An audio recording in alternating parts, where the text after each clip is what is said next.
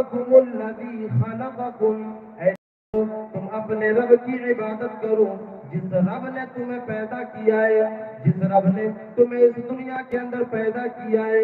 جس رب نے تمہیں اس دنیا کے اندر عدم سے وجود بخشا ہے۔ میرے عزیز ساتھیوں، اس آیت کریمہ کے اندر غور و فکر کریں، اس آیت کریمہ کے اندر غور و فکر کرنے کی کوشش کریں کہ اللہ تبارک و تعالیٰ نے انسانوں کو سب سے پہلے عبادت کا حکم دیا کہ تم اپنے رب کی عبادت کرو، کیونکہ اللہ تبارک و تعالیٰ نے ہی تمہیں اس دنیا کے اندر پیدا کیا ہے۔ اب یہی چیز دنیا کے اندر جتنی بھی دھرم ہے ان کی دھارمک گرنتھوں کا آپ جائزہ لے لیں، دھارمک کتاب کا مطالعہ کر لیں، آپ کو یہ جملہ ان کتابوں کے اندر نہیں ملے گی کہ اے انسانوں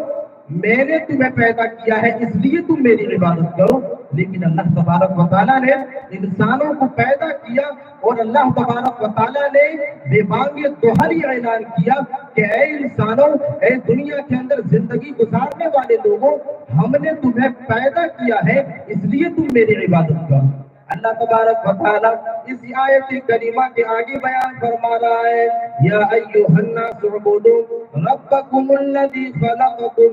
والذین من قبلکم، اے لوگوں تم اس لیے بھی میری عبادت کرو کیونکہ میں نے تمہیں اس دنیا کے اندر پیدا کیا ہے اور تم سے پہلے لوگوں کو بھی پیدا کیا تھا، تمہارے آباء و اجداد کو بھی اس دنیا کے اندر ہم نے پیدا کیا ہے۔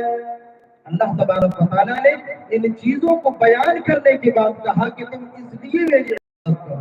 اب آگے اللہ تبارک و تعالیٰ اس آیت کریمہ کے فوراً بعد میں اللہ تبارک و تعالیٰ دوسری آیت کریمہ کے اندر ایک دوسری نعمتوں کا تذکرہ کر رہا ہے، الذی جعل لکم السماء بناء، اے لوگوں تم اس لیے بھی میری عبادت کرو، الذی جعل لکم الارض فراشا، کیونکہ ہم نے تمہارے لیے زمین کو فرش بنایا ہے، تمہارے لیے زمین کو بھی فرش بنا کر کے پیش کیا ہے، جس زمین کے اوپر تم روزیاں تلاش کرتے ہو، الذی جعل لکم الارض فراشا والسماء بناء، اور وہ اللہ تبارک و تعالیٰ ہی ہے جس نے آسمان کو تمہارے لیے چھت بنایا ہے،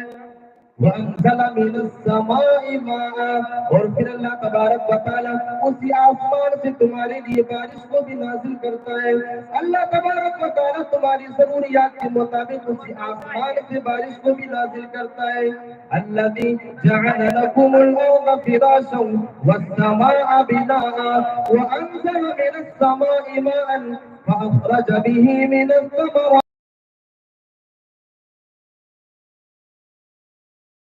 اللہ تبارک و تعالیٰ نے تمہارے لیے زمین کے اندر فنوں سے رزق کو نکالا ہے، اور اللہ تبارک و تعالیٰ نے ان فنوں سے رزق کو نکالنے کے بعد تمہیں اس رزق کو عطا کیا ہے۔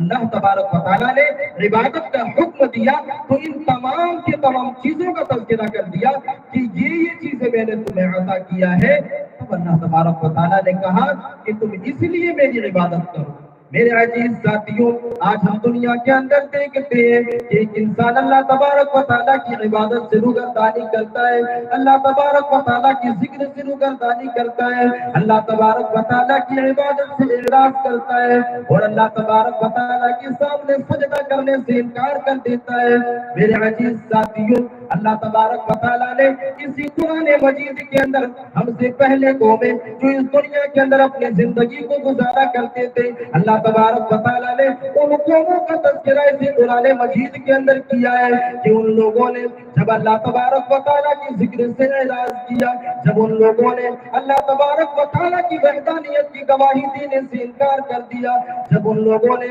اللہ تبارک و تعالیٰ کو اپنا رب ماننے سے انکار کر دیا، اپنے نبیوں کی باتوں کو ماننے سے کر دیا، تو اللہ تبارک و تعالیٰ نے ان لوگوں کے اوپر عذاب کو مسلط کیا، اللہ تبارک و تعالیٰ نے ان لوگوں کے اوپر عذاب کی پوری برسایا ہے۔ میرے عزیز ساتھیوں، آج ہم خود اپنے ہندوستان کا مشاہدہ کر لیں، آج ہم اپنے ممالک کا مشاہدہ کر لیں اور بیرونی ممالک کا بھی آپ مشاہدہ کر لیں، آپ کو کوئی ایسا ملک نہیں ملے گا کہ جہاں پر وہ لوگ جو ہے